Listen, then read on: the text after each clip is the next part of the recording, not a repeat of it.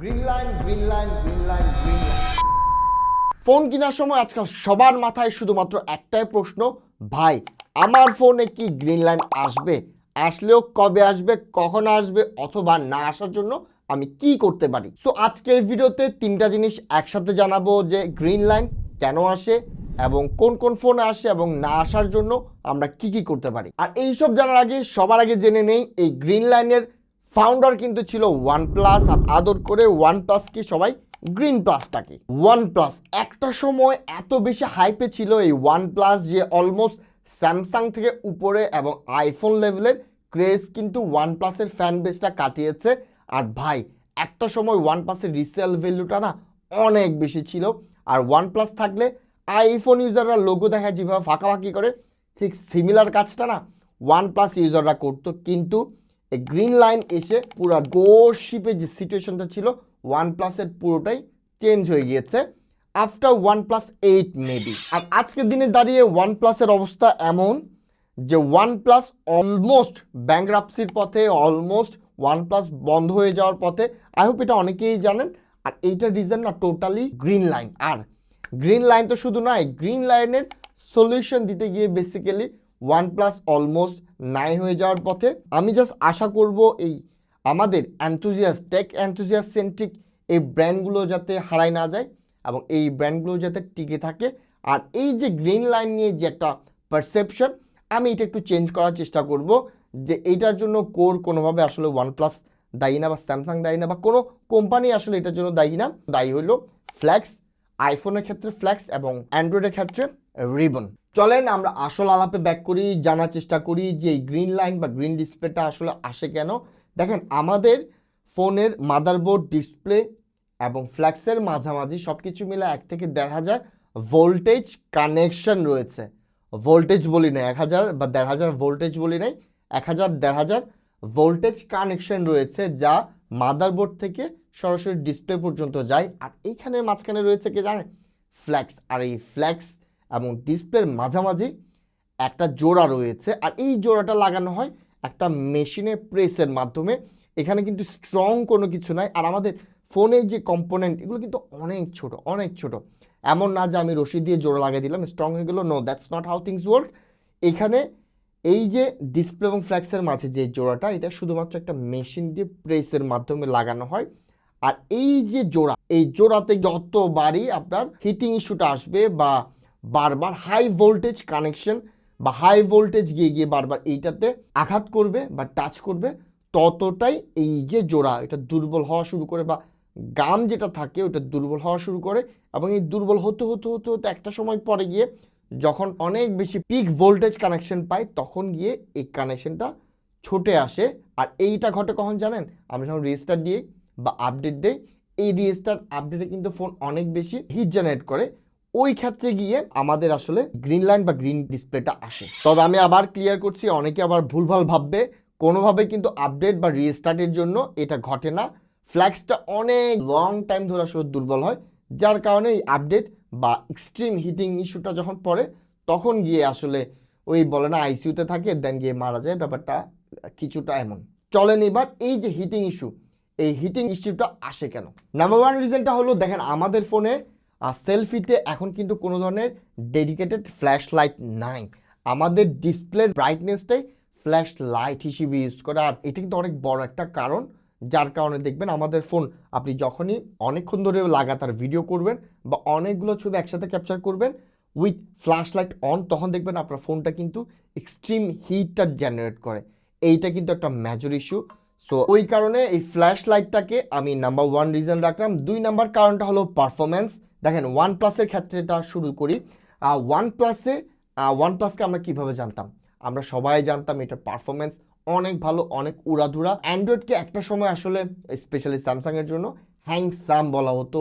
একটা কথা এখনও অনেক প্রচলিত যে অ্যান্ড্রয়েড মানে কিছুদিন যাবত বা 2-3 বছর পরে এটা হ্যাং করা শুরু করবে, ল্যাগ করা শুরু করবে।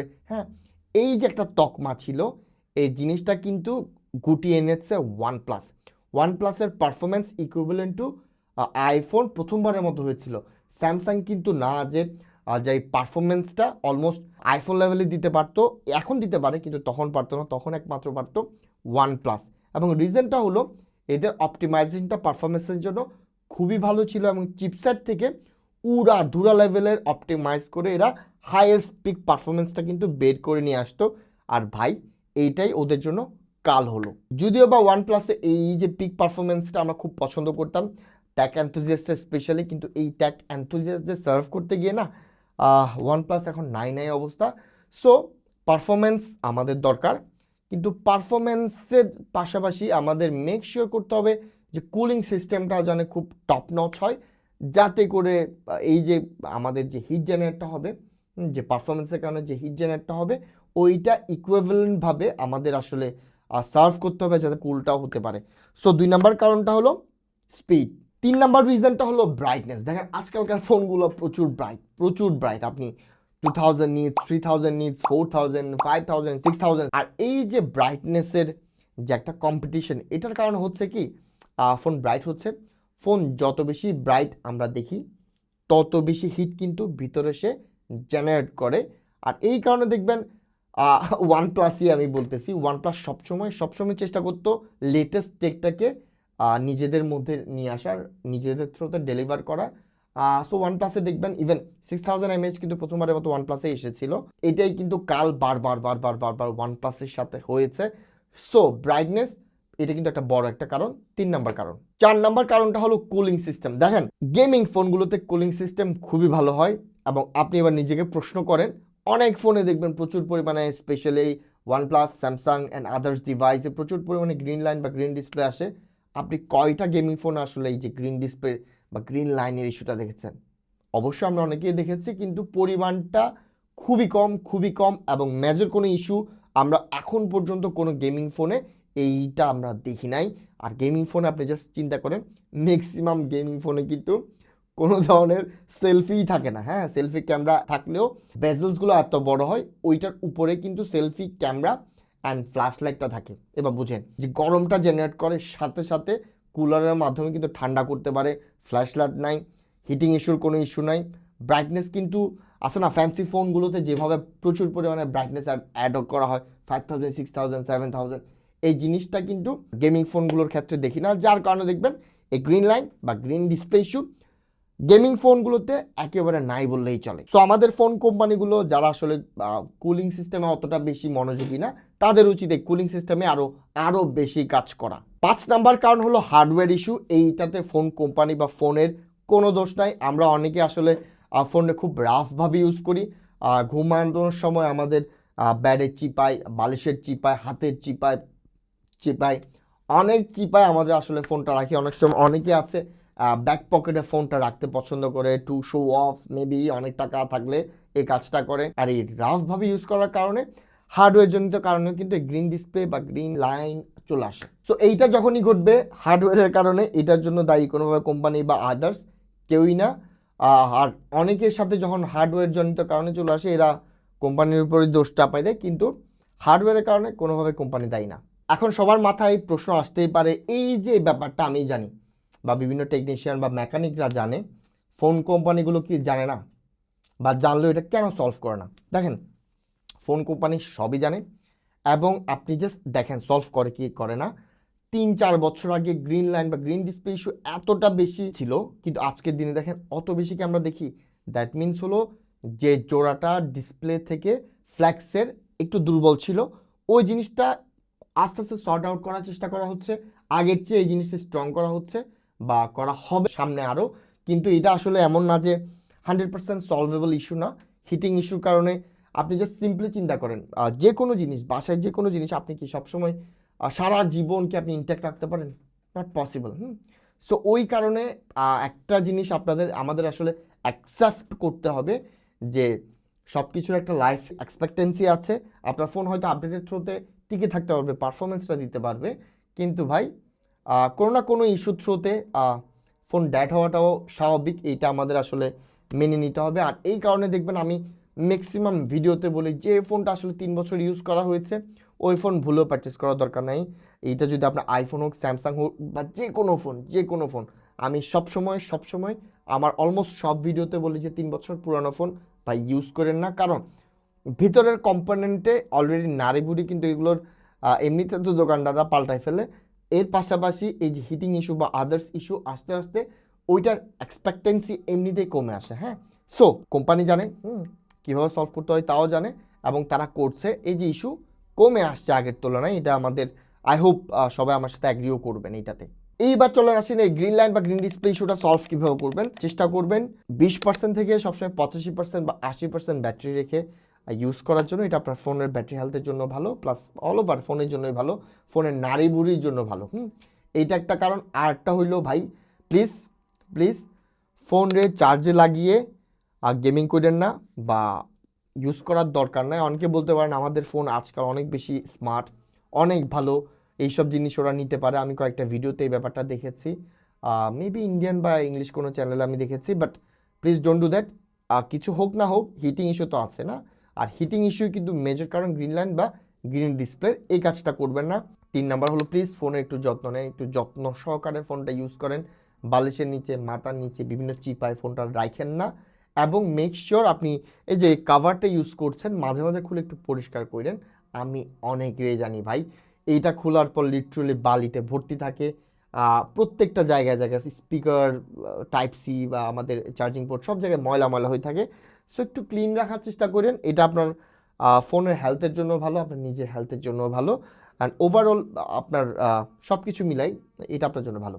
আর বাকিটা আল্লাহর উপর ছাড়বেন। এইবার বলি কোন কোন ফোনগুলো আসলে গ্রিন লাইন বা গ্রিন ডিসপ্লে ঝুঁকিতে আছে। এতক্ষণ ভিডিওর মাঝে কিন্তু আমি একটা হিন্ট দিয়েছি, তা হলো প্লিজ প্লিজ প্লিজ 3 বছর ইউজ হওয়া যে কোনো ফোন বা 3 বছর পুরনো ফোনগুলোকে অ্যাভয়েড করার চেষ্টা করবেন সবসময়। আমি সব ভিডিওতে বলি, এই ভিডিওতেই 2বারই বলে ফেললাম যে 3 বছর পুরনো ফোন অ্যাভয়েড করার চেষ্টা করবেন। অনেকেই আসলে 2-3 বছর পরে আমরা ইনটেক ফোন পাই, স্পেশালি আইফোনের ক্ষেত্রে আমাদেরকে অনেকে শপকিপার বা দোকানদাররা বলে যে 100% ইনটেক্ট, এই সে হাবি যাবি। ভাই আমি একটা জিনিস কনফার্ম করি, আমি ইনসাইড খবর জানি, আইফোন ম্যাক্সিমাম আপনারা যারা ইউজ করেন সবগুলো চাইনিজ রিফারবিশড। এখন আপনারা আমারে জিজ্ঞেস করতে পারেন যে আমি কীভাবে বুঝবো আমার ফোনটা রিফারবিশড কিনা বা হাবিজাবি এইসব, বা বুস্টিং করা আছে কিনা, যে সিআইডি টুল দিয়ে কোনো ধরনের কোনো ঘাপলা করা হয়েছে কিনা। ভাই এখন আর কোনো সলিউশন এইটার নাই। কেউ যদি বলে আছে, নাই নাই কারো কাছে এটা কোনো সলিউশন নাই। এমনভাবে চাইনিজরা এটারে রেডি করে, রিফারবিশ করে, যে খোদ অ্যাপলেরও না এটা ফাইন্ড আউট করা পসিবল না। সো 3 বছর পুরোনো ফোন জাস্ট অ্যাভয়েড করেন। আর এখানে আমি কয়েকটা নাম বলে দিই, specially Samsung S22, S21, S20, হ্যাঁ, এইগুলোতে প্রচুর পরিমাণে আমি আসলে ডিসপ্লে ইস্যু দেখেছি। অনেক মানুষ কমেন্ট করে। তারপর OnePlus 7, OnePlus 8, OnePlus 9, OnePlus 10 just avoid করেন। এছাড়াও আর কোন ফোন আমি বলতে পারি, চাইনিজ ফোনগুলো তো আসলে ওল্ড, তেমন একটা বাংলাদেশে আসে না। সো ওই জায়গাতে চাইনিজ ফোন আদার OnePlus ছাড়া বাকিগুলো মোটামুটি সেফ, অলরেডি আমাদের জন্য সেফ হয়ে আসে। তবে আইফোন, স্যামসাং, OnePlus তো আসলে সেকেন্ড হ্যান্ড বেশি সেল হয়। সো এইগুলোর ক্ষেত্রে জাস্ট মাথায় রাখবেন OnePlus, যে আমি মডেলে বলে দিলাম, স্যামসাং ওই যে S20, S21, S22 বোথ, সব যত ভেরিয়েন্ট, বেস ভেরিয়েন্ট হোক, আলট্রা ভেরিয়েন্ট হোক, প্লাস ভেরিয়েন্ট হোক, সবগুলো অ্যাভয়েড করার চেষ্টা করবেন। আমি জানি অনেকের ক্ষতি হবে এই ফোনগুলো যারা সেল করে তাদের জন্য, বাট আমার জন্য আমার অডিয়েন্সটা ম্যাটার করে।